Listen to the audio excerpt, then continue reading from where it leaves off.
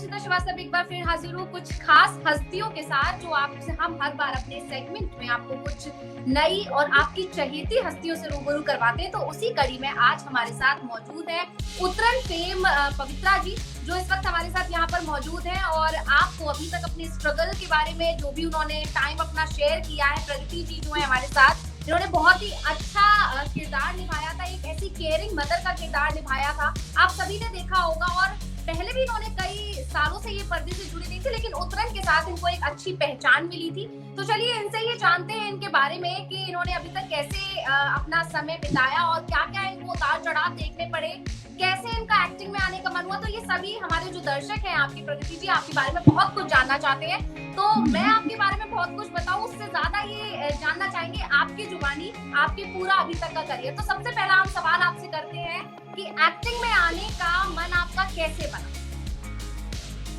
Acting में आने का मेरा मन बचपन से ही था, बट मतलब क्योंकि मैं दिल्ली में पली बड़ी हूँ और तब इतना मतलब पता ही नहीं था, और दिल्ली जैसे शहर में इतने एवेन्यूज ही नहीं थे एक्टिंग के।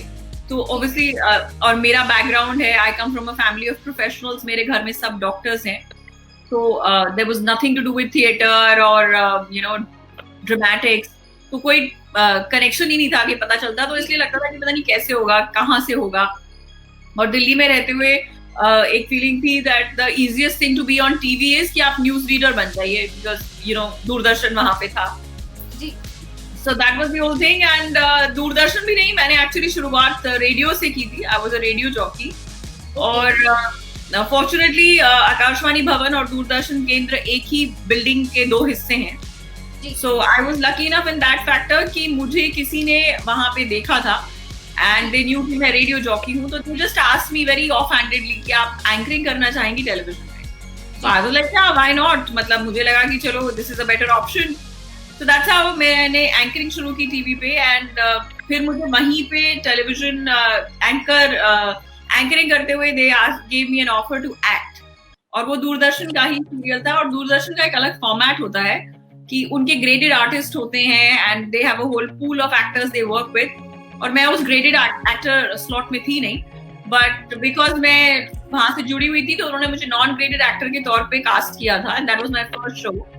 और उसके बाद फिर वहां दिल्ली में मैंने थोड़ा रीजनल काम किया, and then after about 2 years of doing television in Delhi I decided कि मुझे बॉम्बे जाना चाहिए अगर मुझे ये करना है तो। And 20 years back I move to Bombay. तो आपका जो जैसे कि आप बता रही हैं दूरदर्शन से आपने शुरुआत की, काफी अच्छी शुरुआत थी, और मतलब एज अ रेडियो जॉकी भी काम करना अपने आप में, क्योंकि थोड़ा सा मुझे लगता है कि एक्टिंग से थोड़ा ज्यादा टफ हो जाता है रेडियो जॉकी की तरह वर्किंग करना, ऐसा आप मानती हैं? अगर आप किसी रेडियो जॉकी से पूछेंगे तो उन्हें लगेगा कि एक्टिंग करना टफ हो जाता है, बट आई थिंक आप जिस फील्ड में होते हैं it's one and the same thing. It's not tougher, but the only thing मैं जो मुझे लगता है कि रेडियो में एक एक्स्ट्रा एज है वो ये है कि आपकी शक्ल कोई नहीं देखता, फिर भी आपके फैंस होते हैं, लोग आपको आपकी आवाज से पहचानते हैं। और that's a little more high, because एक विजुअल एस्पेक्ट पे आप पहचाने जाएं, वो भी अच्छी बात है, बहुत अच्छी बात है। लेकिन जब आप सिर्फ अपनी आवाज पे पहचाने जाते हैं, आप कहीं से जा रहे हो और कोई बोले आप वो हैं जो रेडियो पे आपको सुना था, तो that's a little more high कि बिना देखे भी लोग आपको जानते हैं। मतलब आपकी आवाज के दीवाने होते हो, और ये अपने आप में एक बहुत बड़ी बात है, क्योंकि आप सिर्फ आवाज से किसी को अपना दीवाना बना रहे हैं। तो वो थोड़ा सा that's a little extra edge of I think fans of radio and radio jockeys. But मेहनत दोनों में बराबर है, आप ये नहीं कह सकते कि उसमें ज्यादा है और इसमें कम है। अगर आपको पसंद है तो ऑब्वियसली आप मैनेज कर लेंगे, बट दोनों ही में बराबर की मेहनत लगती है, क्योंकि वहां पे भी आपको बहुत प्रिपेयर करना पड़ता है, एक्टिंग में भी प्रिपेयर करना पड़ता है, तो इट्स सेम। तो छोटी बहू भी आपने, मतलब जो उतरन में आपको एक अच्छी फेम मिली क्योंकि इसमें एक अच्छी माँ का आपका किरदार था, लेकिन छोटी बहू उससे पहले का प्रोजेक्ट है आपने, क्योंकि दूरदर्शन पे शायद इतनी फेम नहीं हुई होगी, लेकिन जहाँ तक आप छोटी बहू जो आपने सीरियल किया उससे आपको एक अच्छी पहचान मिली। तो वो आपको किस तरह मिला, उसके लिए आपको क्या मेहनत करनी पड़ी, दिल्ली से बॉम्बे तक का सफर आपका कैसा रहा, क्या उतार चढ़ाव आए, उसके बारे में थोड़ा सा बताइए। छोटी बहू मैंने उतरन के बाद किया था, बिकॉज मैं छोटी बहू सीजन 2 में थी, तो उतरन ऑलरेडी ऑन एयर था जब मैंने छोटी बहू साइन किया था। एक्चुअली छोटी बहू और उतरन में दोनों शोज एक साथ कर रही थी, जी So that was the time. But as far as देखिए ये मुझे ना स्ट्रगल वर्ड को रोमांटिसाइज करना बिल्कुल पसंद नहीं है. मुझे लगता है कि लोगों को ऐसा लगता है कि जब तक हमने स्ट्रगल नहीं की ना तो हमने कुछ नहीं किया. स्ट्रगल हर किसी की होती है और वो हमेशा रहती है. मतलब जब आप कोई एक हिट शो कर लेते हैं तो आपकी स्ट्रगल ये रहती है कि मुझे इससे अच्छा काम करना है. Now I will not just play another character. Now I will not just play a mother जिसको मतलब कहानी में कुछ करना नहीं है, सिर्फ मम्मी बन के घूम रही है उधर से उधर. तो वो भी एक स्ट्रगल होती है. तो बट एक स्ट्रगल को एक हद से ज्यादा रोमांटिसाइज करना, I am not a fan of it. तो I wouldn't like to call it like that. But technically अगर बात की जाए तो मैं बॉम्बे सिर्फ 15 दिन के लिए आई थी पहली बार, क्योंकि मैं किसी को यहाँ जानती नहीं थी. ये देखने के लिए कि कैसा है, how will it go, what will happen. And मुझे उस टाइम पे कोऑर्डिनेटर्स एडवर्टाइजिंग वर्ल्ड में बहुत हुआ करते थे and some very reputed names. मैं 15 दिन के लिए सिर्फ ऐसे ही देखने आई थी कि मुझे कोई कांटेक्ट भी मिलेगा नहीं मिलेगा. और उन्हीं 15 दिनों में मैं 7 एड्स के लिए शॉर्ट लिस्ट हो गई थी. तो मेरा तो मतलब एकदम ऐसा हो गया था कि अरे मतलब जैसे बॉम्बे में मेरा ही वेट हो रहा है और तो कुछ काम ही नहीं हो रहा है यहाँ पे. And I went back and I came back in a month and a half, lock stock and barrel with everything कि अब तो बॉम्बे में ही हूँ. और आते ही मैंने 7 पायलट शूट किए थे. 7 somehow seems to be a lucky number or whatever, I don't know. जी. And 7 पायलट में से एक पायलट भी नहीं बना. So though when I came in, it looked like that you know कि यहाँ तो कुछ रुकना ही नहीं पड़ेगा, मतलब पागल हो जाएंगे काम के साथ. पर ऐसा हुआ नहीं, एंड वो एक एक्टर के हाथ में नहीं होता है. So I shot for 7 pilots, but उन 7 pilots में से एक पायलट भी नहीं बना. जी. अब आप सुन पा रही हैं? मैं सुन पा रही हूँ. जी. तो यहाँ हम बात कर रहे थे कि मतलब जब आप फिर मुंबई गई, क्योंकि दिल्ली में आपने काफी सारा काम किया था, उसके बाद मुंबई में जाने के बाद शुरुआत तो अच्छी हुई, बट कहीं ना कहीं एक छोटा सा ब्रेक लगा. तो वो ब्रेक आपके लिए कैसा था? एक्चुअली ब्रेक नहीं लगा. इन द सेंस ये हुआ कि जैसे आप आते ही आपने 7 पायलट शूट कर लिए पहले 2 की 2.5 महीने में. तो आपको ऐसा लगा कि अरे 2 भी अगर अप्रूव हो जाएंगे तो बहुत काम है, मतलब आप तो जगह ही नहीं कर पाएंगे अपना टाइम. लेकिन 7 में से एक भी अप्रूव नहीं हुआ और सारे ही बड़े बड़े प्रोड्यूसर्स के साथ थे. उसमें से एक तो फिल्म प्रोड्यूसर भी थे, बट नहीं हुआ, शोज अप्रूव नहीं हुए. एंड मैंने आते ही मतलब then I started doing a lot of ads and then I got shows. So it was like I was working, but again, as they say, till you don't do a hit show which everybody else watches, तो ऐसा लगता है कि you know you've not done something before that. But I was part of Amrapali, which was the historical. That was my very first show here. Then I was part of a show called कागज की कश्ती, जो कि आम्रपाली खत्म हुआ तो वो शुरू हो गया. कागज की कश्ती खत्म हुआ तो फिर मंशा करके एक शो था सी का, वो शुरू हो गया, वो खत्म किया. उसके बाद अब साल भर मैंने कोई रेगुलर डेली सोप नहीं किया, but I was doing a lot of you know ये जो आपके एपिसोडिक्स होते थे. देन आई डिड कुमकुम खत्म हुआ तो उतरन आ गया. सो इट वाज लाइक कि इट्स नॉट दैट कि नहीं कुछ किया, बट या उतरन से पहले उतना बड़ा कोई हिट शो नहीं हुआ. Obviously people feel that you have not really done something till Uttaran happened, but yeah, Uttaran is definitely my calling card. So yeah, no denying that. आपने साथ ही साथ साउथ इंडस्ट्री में भी काफी वर्क किया है. मतलब जैसा कि हम आपकी बायोग्राफी अगर देख पाते हैं तो जैसा बताया जा रहा है, आई एम नॉट श्योर, बट वो आई डोंट नो कौन बताता है, बिकॉज मैंने साउथ में सिर्फ 2 एड्स किए हैं और मैंने साउथ में कभी कुछ काम नहीं किया है. So I have no idea from where it gets updated and who wants to spread these rumours. मैंने साउथ इंडस्ट्री में एक्चुअली कोई काम नहीं किया. तो आप जो 2 एड्स भी अगर आपने किए तो आपको बेटर कहाँ लगा? आपको ये वाली इंडस्ट्री ज्यादा बेटर लगी या उस इंडस्ट्री के बारे में कह सकते हैं? एडवर्टाइजिंग इंडस्ट्री में हमेशा स्ट्रीमलाइंड होता है, बिकॉज आप ज्यादा एक दिन का शूट करते हैं. So it's nothing of that sort. आप मैं दोनों बार चेन्नई गई थी शूट करने के लिए. तो of course you fly in. आप एक दिन अगर मतलब अर्ली मॉर्निंग शूट है तो एक दिन पहले जाते हैं. अगर दोपहर का शूट है तो you go the same day also. So nobody wastes time because they have to then pamper you, your air tickets, your stay, this that. So they are very very professional and उनको अपना काम जल्दी जल्दी खत्म करना होता है. Advertising is same everywhere. It doesn't really make a difference.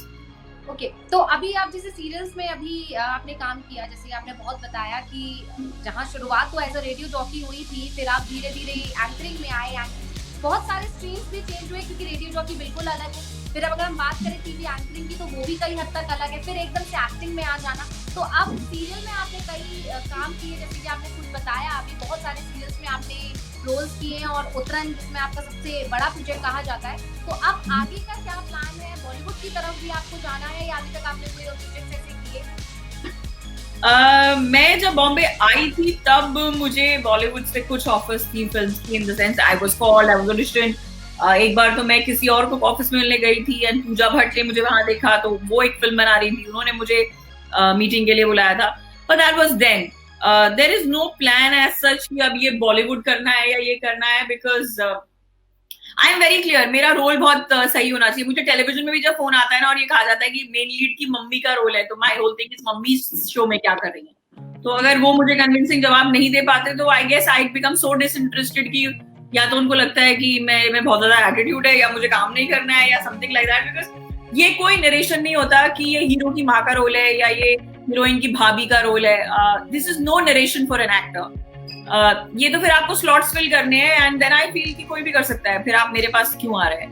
And if you have nothing in mind to offer me, भले मैं वो कर पाऊं या नहीं कर पाऊं सेकेंडरी है, लेकिन आपको तो लगना चाहिए कि आई कैन डू दैट। नहीं तो मैंने तो कोई और सही, ये आलू नहीं तो वो आलू सही, ऐसे आलू वाले रोल करने में मेरे को कोई इंटरेस्ट नहीं होता। I think it shows my होना चाहिए, जस्टिफिकेशन कुछ एक होना चाहिए। आई वुडंट से चैलेंजिंग, फिर वही बात है, ये बड़े-बड़े शब्द चैलेंज और यू नो स्ट्रगल और ये सब नहीं, मतलब एक कहानी, आपकी कहानी में वो किरदार कुछ कर रहा है। अगर यू नो इट्स लाइक कि I just need to fill a character, ये नहीं मानेंगी तो ये मान जाएगी, ये नहीं मानेगी तो वो मान जाएगी। अगर आप ऐसे कास्टिंग कर रहे हैं तो वो एक चीज पता चल जाती है and somehow I lose interest. कई बार ऐसा भी होता है कि at the end of it turns out nice, but when they narrated वो ऐसा लगता है कि ओके, मतलब इट्स लाइक नहीं भी किया तो क्या फर्क पड़ेगा टाइप्स वाला। तो वहीं पे so my whole thing is कि जब भी it actually goes out to all casting directors that when they reach out, तो प्लीज थोड़ा सा एफर्ट डाल के सुना दीजिए अच्छी तरह से कि आप हमसे क्या एक्सपेक्ट कर रहे हैं और वो किरदार का कहानी में क्या योगदान होने वाला है। So it becomes a little more interesting जिस एक्टर को आप अप्रोच कर रहे हैं कि उन्हें भी लगे अच्छा यार let's give it a full hearted shot. मतलब ये मैटर नहीं करता कि आपका रोल क्या है, बट उस रोल में वो इम्पोर्टेंस उस रोल की क्या है, ये आपके लिए बहुत ज्यादा मायने रखता है। कहानी में उस रोल का क्या मतलब है, वो एक सीन या 2 सीन भी हो सकता है कई बार, but it's very impactful to the story, yes it's worth it. But this thing, ये हीरोइन की मम्मी है और इसकी भाभी है, ओके तो मैं क्या करूं, मतलब it's as simple as that. आगे के कुछ प्रोजेक्ट्स के बारे में बताइए, और जैसे कि आपने खुद ही बताया कि यही था कि लीड पे भी आपका कुछ काम करने का मन है, या यही रीजन है कि मतलब जो रोल बस बेटर होना चाहिए आप उस रोल को करना पसंद करेंगे? ये फॉर्मेट को कोई कुछ नहीं कह सकता, मतलब आप फिल्में करते हैं तो सब फिल्में हिट हो जाती है, ऐसा तो किसी किताब में लिखा ही नहीं है। बल्कि बहुत सी फिल्में बनती है जो कभी थिएटर में देखने को ही नहीं मिलती हैं। तो it's there is a lot of luck factor also involve कि आप क्या काम कर रहे हैं, वो कहाँ देखा जा रहा है, वो कितना पॉपुलर हो जाता है, वो हिट हो जाता है। So I think it's just a matter of chance on that aspect. तो फॉर्मेट चूज करना मेरा इतना कोई वो नहीं है कि नहीं, मतलब मैं टेलीविजन क्यों नहीं करूंगी, मैंने पिछले 20 साल से टेलीविजन किया है, why would I want to give it up. But जैसे वेब कंटेंट है ऑन ओटीटी प्लेटफॉर्म्स का, ये एक नया माध्यम खुला है, तो अब अगर ये एक अपॉर्चुनिटी आई है बिकॉज ये इंटरनेशनल ऑडियंस को भी it's like TV but it's for everybody. But इसका शूट करने का तरीका फिल्मों सा है बिकॉज वहाँ टेलीकास्ट का डंडा नहीं है आपके सर पे ना। तो अगर आप मतलब आज शाम को ही 7 बजे दिखाना है ऐसा नहीं है, आपको एक शूट करके सो उसका film making is better because of the time offered and but format तो वही है, इट्स टेलीविजन बेसिकली।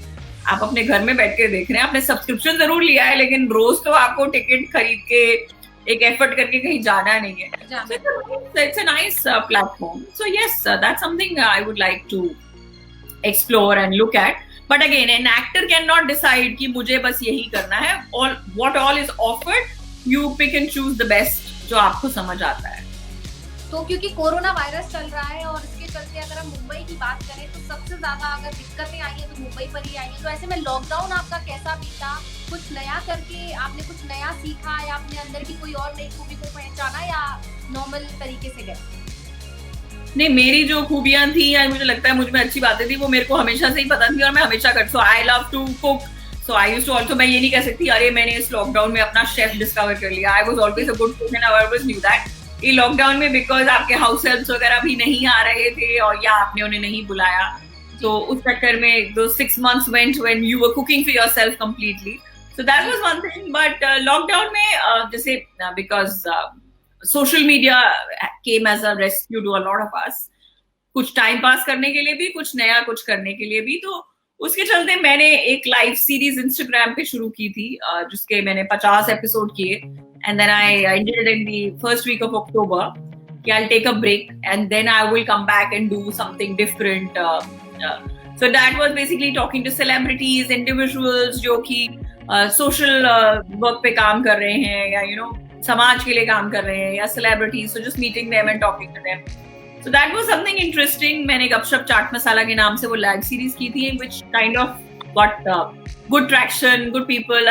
लोगों को आदत हो गई थी उसे देखने की. एंड मैंने एक पॉडकास्ट शुरू किया था क्योंकि मैं रेडियो जॉकी हूँ, तो वो घूमते हुए बातें करना तो जाता नहीं है. पॉडकास्टिंग ऐसे कह लीजिए कि रेडियो का बड़ा भाई, अब तो छोटा भाई नहीं बोल सकते, बड़ा भाई है. सो मैंने रिलेशनशिप्स पे एक पॉडकास्ट शुरू किया था जिसके मैंने 10 एपिसोड्स किए और उसके बाद मैंने फिर वहां पे भी सीजन ब्रेक लिया है to kind of revamp and understand कि लोग क्या सुनना चाहते हैं रिलेशनशिप्स के बारे में. And then maybe I will come back with another season of that. तो ये तो आपने काफी कुछ बताया एक्टिंग से रिलेटेड, अपने प्रोफेशन से रिलेटेड, लेकिन कई बार हमारे प्रोफेशन के अलावा भी हमारी कुछ और हॉबीज होती हैं, उसके बारे में थोड़ा सा और हमारे दर्शकों.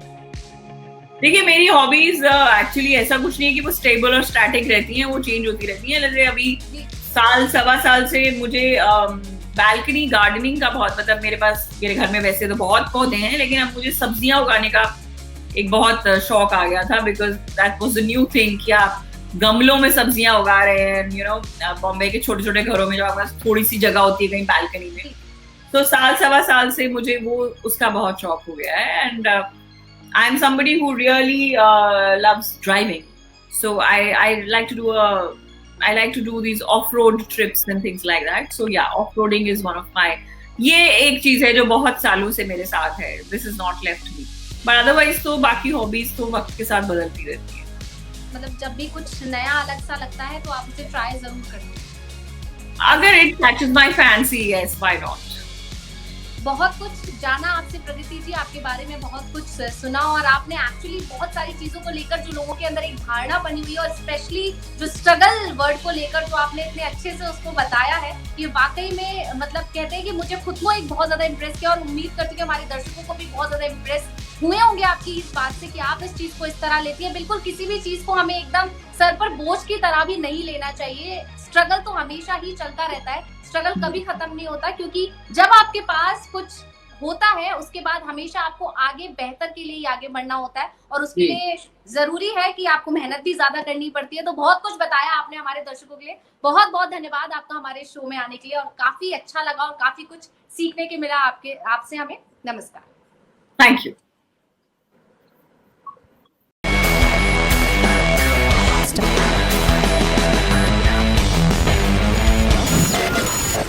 InstaFeed.